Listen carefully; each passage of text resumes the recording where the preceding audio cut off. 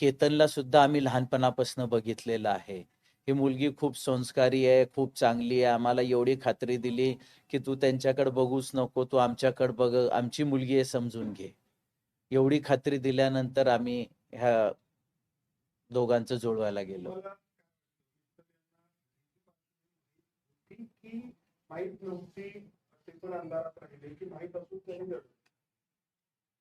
Sir, आजच्या परिस्थितीत तर मला असं वाटतंय, की त्यांना ही परिस्थिती माहीत होती आणि माहीत असताना हे केलंय त्यांनी.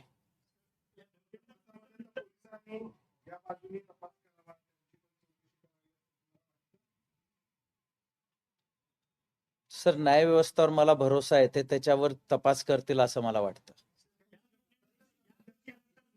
तुमचं काही बोलणं झालं का? मी त्याला विचारलं का किंवा त्यांचा तुम्हाला फोन आला का? काही झालं नाही, काही नाही झालं सर. त्यांचा मला फोन पण नाही आला आणि कसलं वार्ता सुद्धा झाली नाही.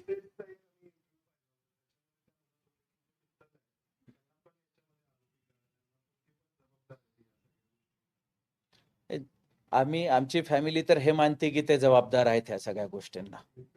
हो, मित्तल जबाबदार आहे त्या गोष्टी.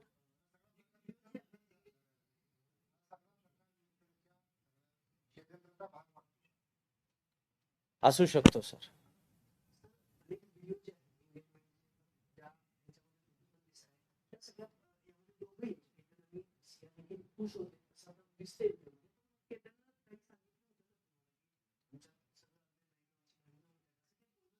नाही, भांडणं वगैरे कधी नाही बोलला. पर तो म्हणायचा की ही कधी कधी खूप नाराज होती या कधी कधी चिडती. तर असा फोन लगातार एंगेज राहतो. तर आम्हाला वाटलं की नवीन नवीन असतात जेव्हा मुलं मुली भेटतात तर थोडं बहुत असतं, यापेक्षा असतात थोड्या बहुत टायमाच्या ह्याच्या त्याच्या. हा तर वर्किंग होता, तर त्याच्यामुळे असतील म्हणून आम्ही त्याला ते समजायचो की बेटा काही हरकत नाही, नवीन आहे, होत असतं, समजून घ्यायची बाजू आहे आपल्याला, समजून घ्या. हा मुद्दा नव्हता काढायचा. एक महिना झाला त्या दिवशी नेमकं काय झालं होतं? सिया ज्यावेळेस हे सगळे घडले तर पहिला फोन सियाने सियाच्या आईला केला होता असं बोललं जातं. तुम्हाला कधी कळलं? तो थोडासा सांगू शकाल? सर, आम्हाला सियाच्या आईचा फोन माझ्या मिसेसला आला होता की केतन लोगड फोर्डवरनं पडला. आम्ही घरनं इमिजिएट निघालो. जो काही टाइम लागला असेल त्याला, तो लागला त्याला. मागणी करताय आता जी न्यायालयीन प्रक्रिया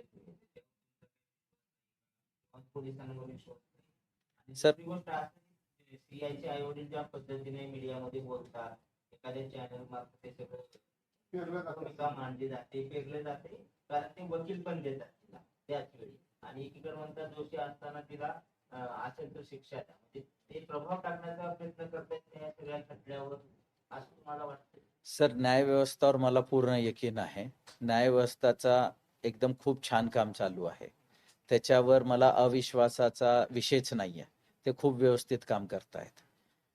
आता सियाचे आई वडील काय करतायत, ते आपल्या मुलीचा कसा बचाव करतायत हे मला जास्त माहिती नाहीये.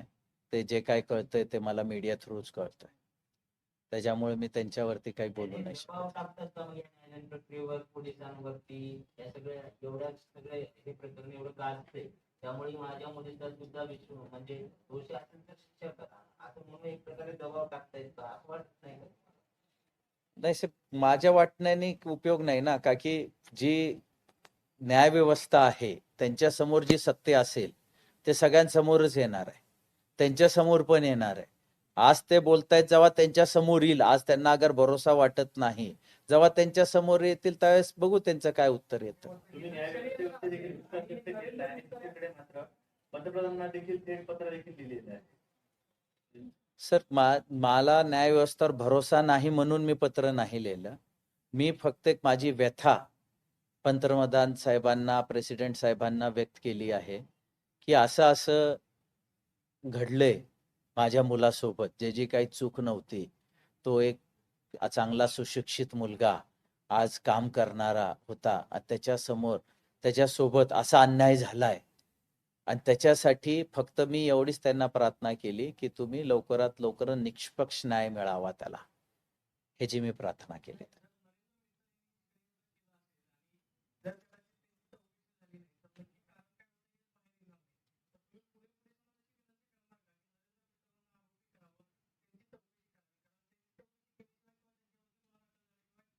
न्यायालयीन प्रक्रिया होणार. सर मी ते बोलूचा विषय नाहीये का की जे जे आरोपी त्यात असतील आणि पोलीस त्याच्यावर जांच करत आहे त्यांना जे वाटतील योग्य ते करतील.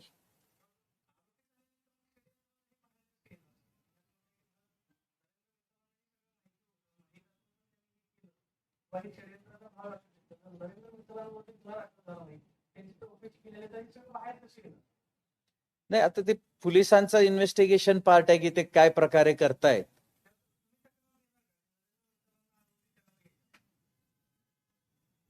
तक्रार अगर असं त्यांना गरज वाटली त्यांनी मला सांगितलं तर करीन, पण आता म्हणजे त्यांच्या इन्व्हेस्टिगेशन पार्टचा मला अजून आयडिया नाहीये का की मला जे जे काय वाटत होतं मी ते पोलिसांना सांगितलेलं आहे ऑलरेडी.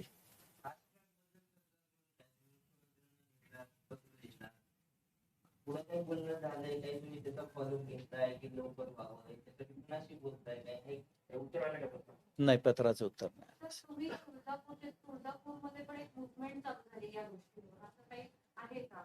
म्हणजे हो, मी तुळजापूरला जन्मलो, तिथंच मोठा झालो. माझे हे सगळे मुलं सुद्धा तिथंच, आमचे तिन्ही भावांचे मुलं सुद्धा तुळजापूरला जन्मले. शिक्षणासाठी आम्ही पुण्यात आलो होतो आणि तिथल्या लोकांना सुद्धा ह्या गोष्टींचा खूप दुःख आहे, म्हणून तिथं सुद्धा ते लोक म्हणजे कुठं आपलं आपलं दुःख व्यक्त करत आहेत.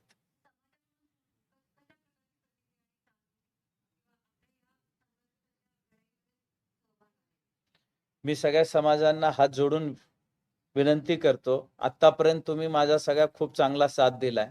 अजून मला न्याय भेटण्यासाठी सगळ्यांनी माझा असाच साथ द्यावा आणि ह्या दोघा आरोपीला व ह्याच्यात जे जे आरोपी असतील, जे समोर येतील पोलीस इन्व्हेस्टिगेशन मध्ये, त्या सगळ्यांना शिक्षा भेटण्यासाठी माझा सहयोग करावा अशी मी त्यांना विनंती करतो.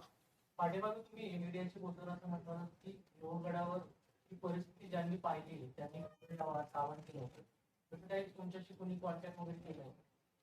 ते माझ्याशी कोणी कॉन्टॅक्ट नाही केलं. मी त्यासाठीच आवाहन केलं की त्यांनी पोलिसांकडे जावावं आणि त्यांनी त्यांच्याशी काय असेल ते सांगावं. मोबाईल रिकवर केले आणि त्या चॅटिंग आणि व्हिडिओवरून असं लक्ष ज्या वेळेस लग्न ठरलं त्यानंतर कट कचरा गेला, त्यामध्ये स्लो पॉइझनिंग करणार होती. या ज्या काही गोष्टी बाहेर येत आहेत वेगवेगळ्या, सर सत्यच असेल ना, म्हणजे पोलीस हे जी गोष्ट सांगू शकेल, मी कसं सांगू शकणार? इन्व्हेस्टिगेशन हे पोलीस डिपार्टमेंट करतं. नाही, मला काही कल्पना नाही दिली. मला जे काही कळतंय ते मीडियावरूनच कळतंय. उद्देशानं स्त्रियांनी त्याशी लग्न जुळवलं, मध्ये मध्यंतरी मित्तल वगैरे ही सगळी मंडळी, मी काही षडयंत्र मोठं कोणी दुसऱ्याचा आणखी कोणी याच्यात असू शकतं. याला काही आर्थिक बाजू आहे का? नाही, तेच मला माहिती नाहीये सर. त्याची आता पोलीस इन्व्हेस्टिगेशन तपासातच कळेल. हा तपास तर व्हायलाच पाहिजे ना. त्यांचा काही देवाणघेवाण नाही नाही, कसलाही बातमी ते 3-4 पत्र काहीतरी नाही नाही, कसलाही व्यवहार नाही सर. नाही. सर मी सून आणायला गेलतो माझ्या घरासाठी. मी माझ्या पोराचं, हर एक बाप हा स्वप्न बघतो की आपल्या पोराचं लग्न व्हावं, त्याचा सुखी संसार व्हावं, त्याचे मुळं बाळ व्हावे, आपण म्हातारपणी त्यांचे लेकरं खेळावे. म्हणून मी माझ्या पोरासाठी एक सून आणायला गेलतो, आमच्या घरासाठी एक सून आणायला गेलो होतो. पण आज माझी परिस्थिती अशी आहे की माझा मुलगाच नाही राहिला आणि असल्या गोष्टी झाल्या माझ्या सोबत. कुठल्याही बापा संगत होऊ नये ही माझी सगळ्यांना देवाचरणी प्रार्थना आहे की जी घटना माझ्या मुलासोबत झाली, एक आपण कुठलीही मुलगी सून म्हणून घ्यायला गेलतो चांगल्या घराची, सगळं करून तिचं काय मॅटर होतं त्यांनी एकदा स्पष्ट नाही म्हणून सांगितलं असतं तर ही गोष्ट कधीची झाली असती. असा मला सांगा, आजच्या दुनियामध्ये कोण कोणाला फोर्स करतं का? फोर्स करायचं कारण काय? आज माझा 26 वर्षाचा मुलगा, मी त्याला एवढं शिक्षण दिलं, एवढं व्यवस्थित त्याला पाळलं पोसलं की तो म्हातारपणी मला सांभाळेल, तो माझ्या आर्थीला खांदा देईल. पण माझी परिस्थिती आली की मी त्याच्या आर्थीला खांदा देतोय. माझ्यावर एवढा मोठा दुःखाचा डोंगर कोसळलाय की मी हे व्यक्त नाही करू शकत कुणाला. आणि माझी फक्त सगळ्यांना हे हात जोडून विनंती आहे, आपल्या सगळ्यांना समाजाला, की अजून एक केतन जाऊ नये. असं घडू नये की आज माझा मुलगा गेलाय, अजून कोणाचा मुलगा या मुलगी ह्या घटनामुळे, अगर त्यांना ते मुलगा मुलगी पसंत नसेल तर त्यांनी नाही म्हणून सांगावं स्पष्ट.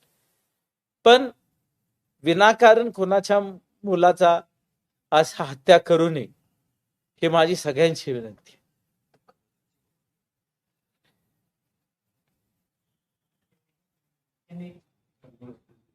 तो क्या कहेंगे?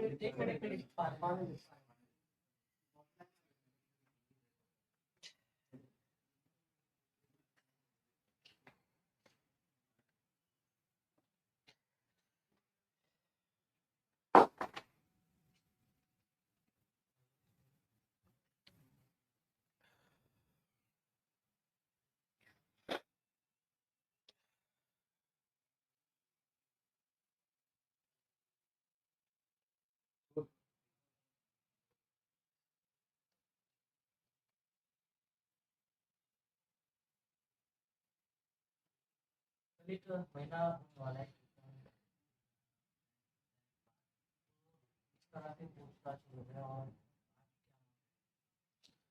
मेरी सिर्फ न्याय व्यवस्था से इतनी ही मांग है कि उनको कठोर से कठोर शिक्षा मिले और जल्द से जल्द मिले. जितने जल्दी हो सके, और उसमें जितने आरोपी हैं और भी अगर होंगे तो उनको मिला के कठोर से कठोर शिक्षा मिले. कितना भरोसा है आपको? आपने प्रधानमंत्री को भी लेटर लिखा था, क्या बताएंगे? सर, मुझे न्याय व्यवस्था पे पूरा भरोसा है और मैंने प्रधानमंत्री जी से सिर्फ इतनी ही मांग की है कि इन्हें जल्दी से जल्दी और कठोर से कठोर शिक्षा मिले. मीडिया में अलग अलग आपको लगता है कि एक तरफ वो बोल रहे कि सिया अगर दोषी हो तो फांसी दी जाए, और दूसरी तरफ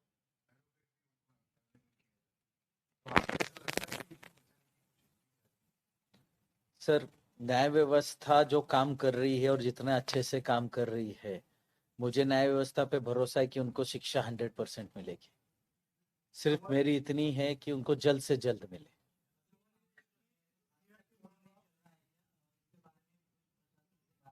नहीं, मुझे अभी तक कोई बात नहीं हुई सर.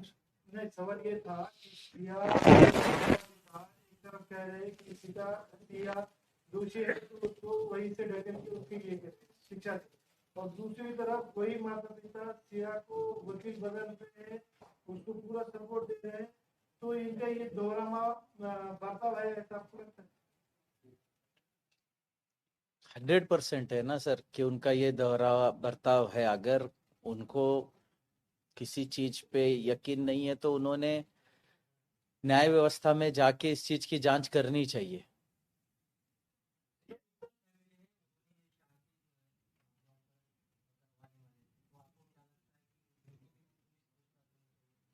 जी 100% उनकी भी, नरेंद्र जगन्नाथ मित्तल व रेणु नरेंद्र मित्तल की, इन दोनों की भी इसमें पूछताछ होनी चाहिए. अभी जो चीजें सामने आ रही हैं सर, उससे तो ऐसे ही लगता है कि उन्हें सब पता था.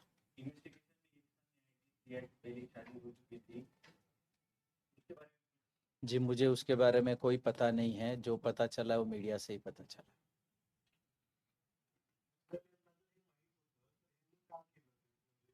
याच्या आई-वडिलांच्या सांगण्यावरूनच त्यांनी ते केलं असावं.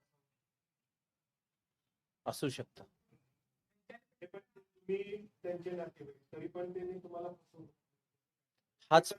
हाच प्रश्न आम्हाला पडलाय की ह्यांनी अखेर आमच्या सोबत असं का केलं, ज्याच्यामुळे आज माझे वडील पण नाही राहिले आणि माझा मुलगा पण नाही राहिला.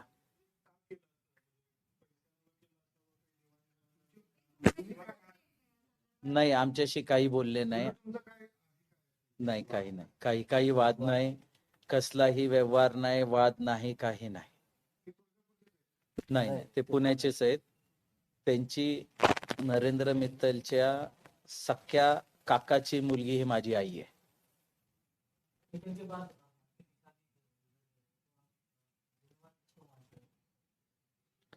सर, केतन के गुजरने के 17 दिन बाद मेरे पिताजी भी नहीं रहे। तो मैं ये जो हमारे साथ हुआ है, केतन की हत्या हुई और हमारे पे ये दुख का पहाड़ टूटा था, उसी के सदमे से मेरे पिताजी भी नहीं रहे। तो जो जो केतन के हत्या में जवाबदार होंगे वही उसी के लिए जवाबदार होंगे।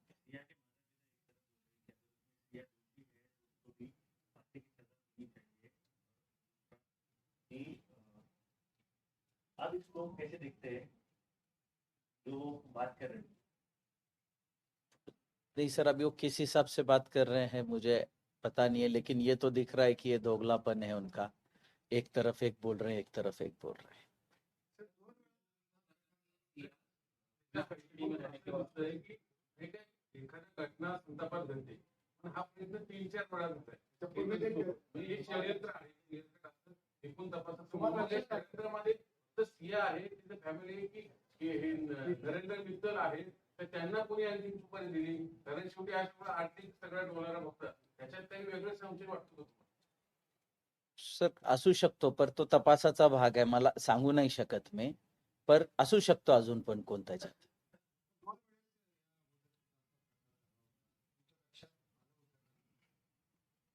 नाही, आमच्या लक्षात नाही आलं होतं सर. मित्तल आणि तुम्ही कधीपासून तुमचे म्हणजे नातेवाईक, तर तुम्ही सांगितलं नाता माझ्या आई वडिलांच्या लग्नापासून. त्यांची ती बहीण आहे ना, सख्खी चुलत बहीण आहे, तर त्यांच्या लग्नापासून म्हणजे मी जन्मल्यापासून त्यांना नाही कसले व्यावसायिक संबंध नाही. ते आता मला माहित नाही.